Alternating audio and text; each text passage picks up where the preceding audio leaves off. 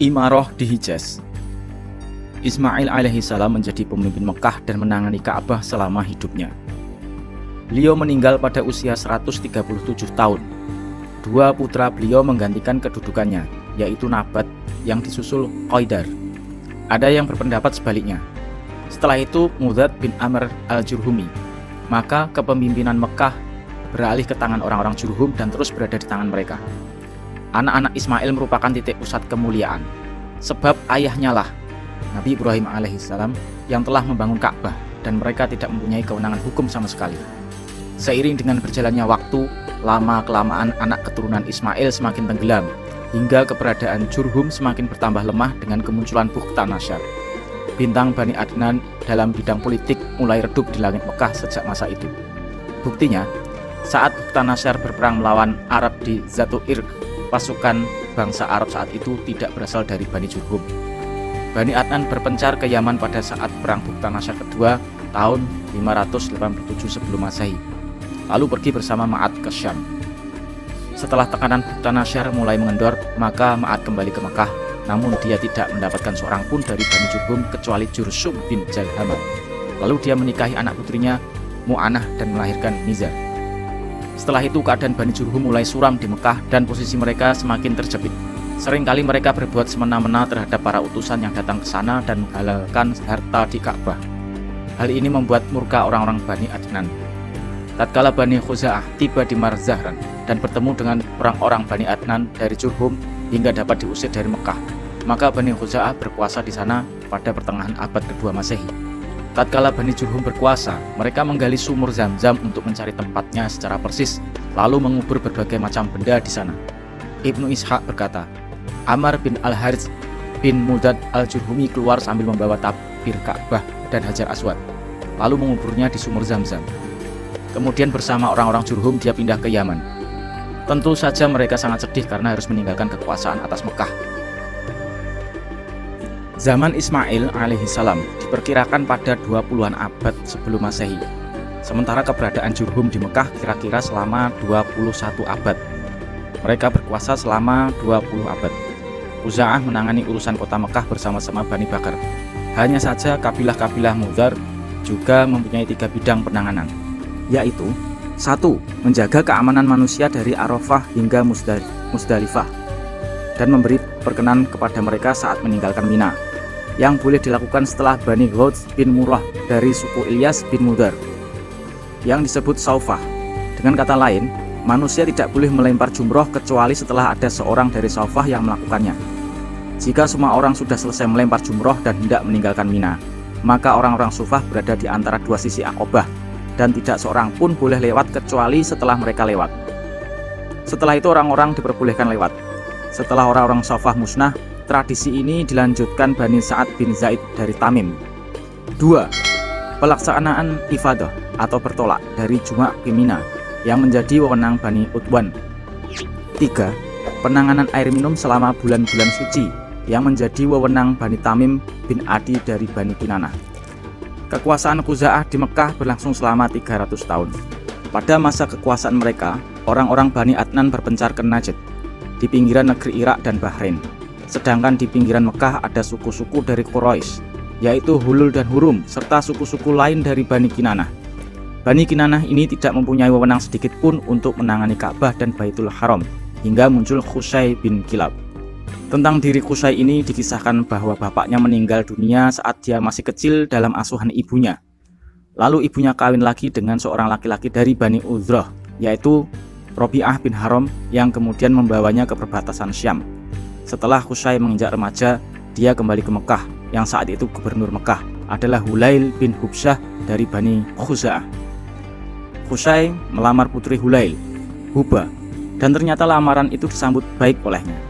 Maka dia dikawinkan dengan putri Hulail. Setelah Hulail meninggal dunia, terjadi peperangan antara Khuza'ah dan Quraisy, yang akhirnya membawa Qusay menjadi pemimpin Mekah dan menangani urusan Baitul Haram.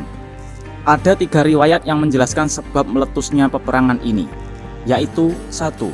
Setelah Qusay mempunyai banyak anak dan hartanya pun melimpah ruah, bersamaan dengan itu Hulail pun meninggal dunia, maka dia merasa bahwa dialah yang lebih berhak berkuasa di Mekah dan menangani urusan Ka'bah daripada Bani Khuza'ah dan Bani Bakar. Sementara itu, Quraisy adalah pelopor keturunan Ismail. Maka dia melobi beberapa pemuka Quraisy dan Bani Kinanah agar mengusir orang-orang dari Bani Khuza'ah dan Bani Bakar dari Mekah. Usul ini disambut baik dan mereka pun melakukannya. Kedua, menurut pengakuan Bani Khuza'ah, Hulail telah berwasiat kepada Qusay agar menangani urusan Ka'bah dan Mekah. Ketiga, sebenarnya Hulail telah menunjuk putrinya, Huba, sebagai orang yang berwenang atas penanganan Ka'bah. Lalu Abu Ghibshan al-Khuzai tampil sebagai orang yang mewakili Huba, maka dia pun menjaga Ka'bah setelah Hulail meninggal dunia. Qusay membeli kewenangan mengurusi dan menjaga Ka'bah dari Abu Ghibshan yang ia tukar dengan satu geriba arak. Tentu saja orang-orang Bani Khuza'ah tidak menerima jual beli itu, maka mereka berusaha menghalangi Qusay agar tidak bisa tampil sebagai pengawas Ka'bah. Sementara Qusay menghimpun beberapa pemuka Quraisy dan Bani Kinanah untuk mengusir Bani Khuza'ah dari Mekah, dan ternyata mereka menyambut ajakan Qusay ini. Apapun alasannya, setelah Hulail meninggal dunia dan Sufah berbuat semaunya sendiri, maka Qusay tampil bersama orang-orang Quraisy dan Kinanah.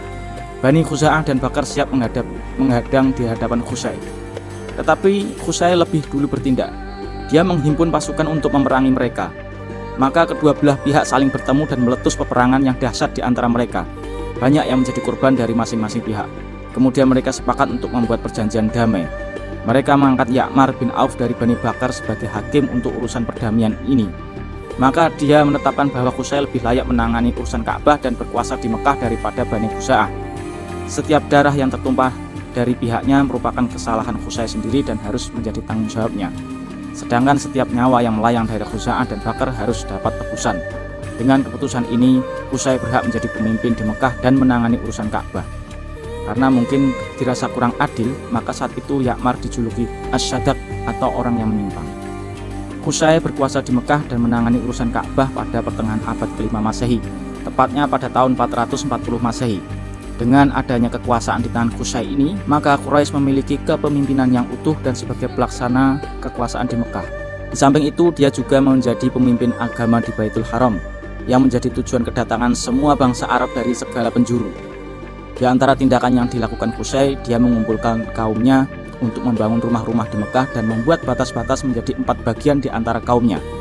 Setiap kaum dari Quraisy harus menempati tempat yang telah ditetapkan bagi masing-masing. Dia menetapkan tempat bagi Nas'ah, keturunan Sofwan, Adwan, dan Murrah bin Auf. Dia melihat hal ini sebagai tuntunan agama yang tidak bisa diubah lagi. Di antara peninggalan Qusay, dia membangun Darun Nadwah di sebelah utara masjid atau Ka'bah. Pintunya langsung berhubungan dengan masjid. Darun Nadwah adalah tempat pertemuan orang-orang Quraisy untuk membicarakan masalah-masalah penting.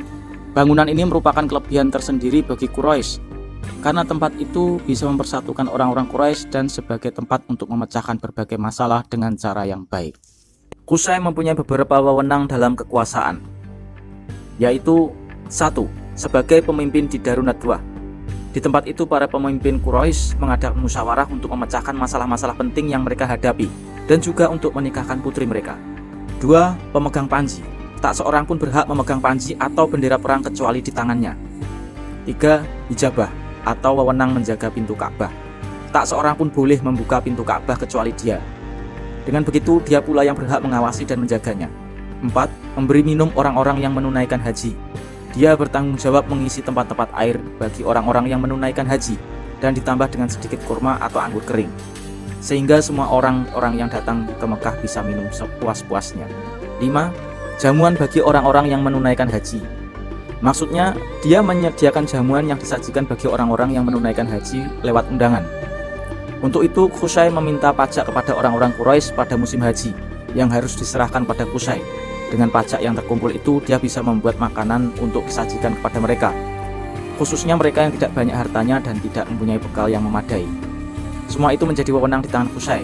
Sebenarnya Abdu Manaf, anaknya yang kedua, lebih terpandang dan dihormati hidupnya, berbeda dengan kakaknya Abduddar yang kurang disukai. Maka Qusay pernah berkata kepadanya, "Aku akan mempertemukan dirimu dengan semua kaum jika memang menganggapmu lebih terhormat." Namun akhirnya Qusay menyerahkan kekuasaan pada Abduddar demi kemaslahatan Quraisy. Dia berikan wewenang untuk mengurus Darun Nadwah, hijabah, panji, penyediaan air dan makanan. Qusay tidak menentang dan menyanggah apapun yang dilakukan anaknya, Abd-Dar. Kewenangan yang berjalan semasa hidup Qusay dan sepeninggalan ini dianggap layaknya agama yang harus diikuti. Setelah Qusay meninggal dunia, kewenangan ini terus dilanjutkan anak-anaknya dan tidak ada perselisihan di antara mereka. Tetapi setelah Abdu Manaf meninggal dunia, kerabatnya dari keturunan pamannya mulai mengusik kedudukan-kedudukan itu. Karena masalah ini, Quraisy terbagi menjadi dua kelompok dan hampir saja mereka saling berperang. Tetapi mereka segera berdamai dan sepakat untuk membagi kedudukan-kedudukan tersebut. Akhirnya ditetapkan kewenangan mengurus air minum dan makanan diserahkan kepada keturunan Abdu Manaf, sedangkan urusan Darunadwah, Panji, dan Hijabah diserahkan kepada keturunan Abd-Dar. Keturunan Abdu Manaf menetapkan untuk membuat undian siapakah yang berhak mendapatkan kedudukan ini. Akhirnya undian itu jatuh kepada Hashim bin Abdi Manaf. Dialah yang berwenang menangani penyediaan air minum dan makanan sepanjang hidupnya. Setelah Hashim bin Abdi Manaf meninggal dunia, kedudukan ini dilanjutkan saudaranya Al-Muthalib bin Hashim bin Abdi Manaf, kakek Rasulullah SAW. Setelah itu dilanjutkan anak-anaknya hingga datang Islam dan kewenangan ini ada di tangan Al-Abbas bin Abdul Muthalib. Selain itu, Quraisy masih mempunyai beberapa kedudukan lain yang dibagi di antara mereka. Dengan begitu mereka telah membentuk satu pemerintahan kecil atau tepatnya pemerintahan kecil yang demokratis. Ada pembatasan masa jabatan dan bentuk-bentuk pemerintahan yang menyerupai sistem pemerintahan pada zaman sekarang yang dikenal dengan istilah parlemen dan majelis permusyawaratan. Inilah kedudukan-kedudukan tersebut. 1. Al-Isar atau penanganan tempat api pada berhala untuk pemberian sumpah yang menjadi wewenang Bani Jumah. 2. Tahjirul Amwal atau penanganan korban dan nazar yang disampaikan kepada berhala-berhala. Begitu pula penyelesaian permusuhan dan persahabatan yang menjadi wewenang Bani Syahab. 3. Permusyawaratan yang menjadi wewenang Bani Asad. 4. Al-Ashnaq atau pengaturan tebusan dan denda yang menjadi wewenang Bani Taim. 5. Hukuman atau pembawa panji kaum yang menjadi wewenang Bani Umayyah. 6. Al-Qubah atau penanganan militer dan pasukan kuda yang menjadi wewenang Bani Makhzum. 7. Duta yang menjadi wewenang Bani Adi.